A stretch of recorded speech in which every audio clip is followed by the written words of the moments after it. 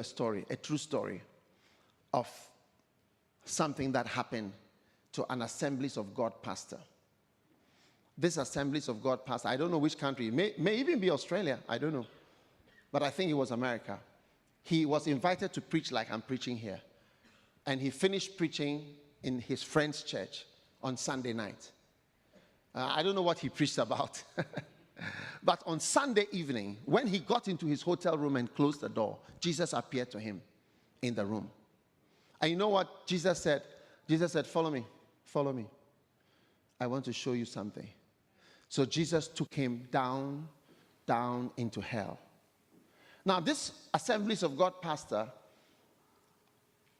was amazed when he saw hell. People wailing, screaming, shouting, dying, crying, weeping. Help me. People suffering.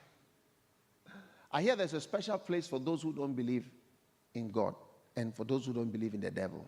The devil says he likes to have them, those who didn't believe that he's real. Now, as they were going, suddenly they came across a young man, a man. You know who this man was?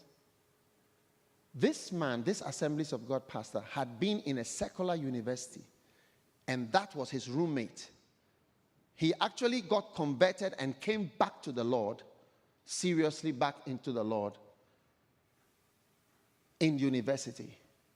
And so he came out and went to Assemblies of God Bible School.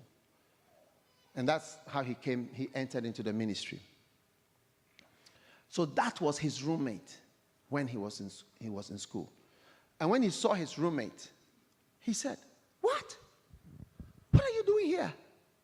You know what his roommate told him? Remember, it's Sunday. It's Sunday evening. His roommate told him there was an automobile accident on Friday. And I came here on Friday. I've been here since Friday. And he said, "How?" And then the Lord said, "Come, let's go." And took him back. Said, "I wanted you to see this." So that was Sunday night. Now, he immediately wanted to call his mother because his mother knew his roommate. This is a true story. His mother knew his roommate. And his mother knew his roommate because she used to visit the two of them in school. You know how your mother can visit you and your roommate is there. So it's like your mother gets to know the other people. So it was so late on Sunday night that he couldn't call his mother. So he decided to call his mom on Monday. So Monday he called his mom. "Mommy, how are you?" "All right, fine." He was just talking. Then suddenly she said, "Have you heard?" "So heard what?" "You know, your roommate, there was a terrible car crash on Friday." He started to shake. His mother told him, said there was a crash on Friday, and he had been in hell on Sunday and met this boy, this guy there. And this man said to, "I came here on Friday. There was an accident. I came here on Friday." He was shaken. And the Lord was showing him. I said, "I don't know what you are preaching about, but I want you to preach about the right thing.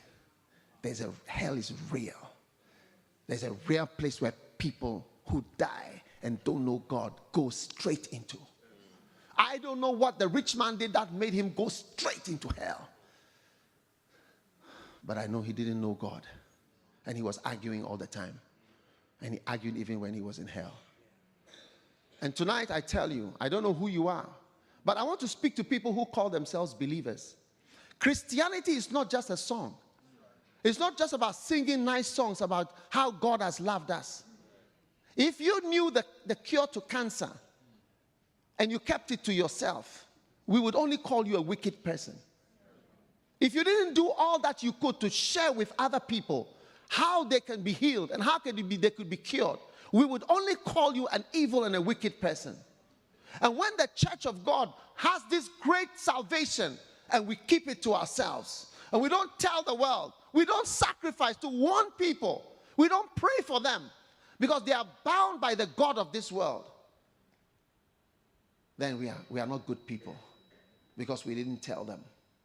We didn't tell them about Jesus. There are people who die and go to hell every day. And they wish, they were with you, but you didn't open your mouth. You said, it's not good to push your religion on people. It's not. It's not good to interrupt when people are, it's not good to speak. It's not good to, force. It's not. When the world is forcing on us every evil, every unbelievable evil, they are plastering it on to us in the world. It's time for us to rise up. Did you hear me? I said it's time for us to rise up and believe the Bible, believe the word of God, believe that it's true. Yes, because we are men of faith. You know what Paul said? Paul said when he was about to die, he said, I've kept the faith. What he meant was that I never stopped believing. I kept on believing. I kept believing the things I believed in. I kept the faith. I ran my race. And it's time for us to keep the faith and rise up and do something. You can't say you believe when you do nothing. You can't say you believe when you... Show me your faith by your actions. Show me that you really believe in heaven and hell. You really believe in Jesus. By winning not only Rockhampton, but the whole of Australia for Jesus. A fire can come from just this church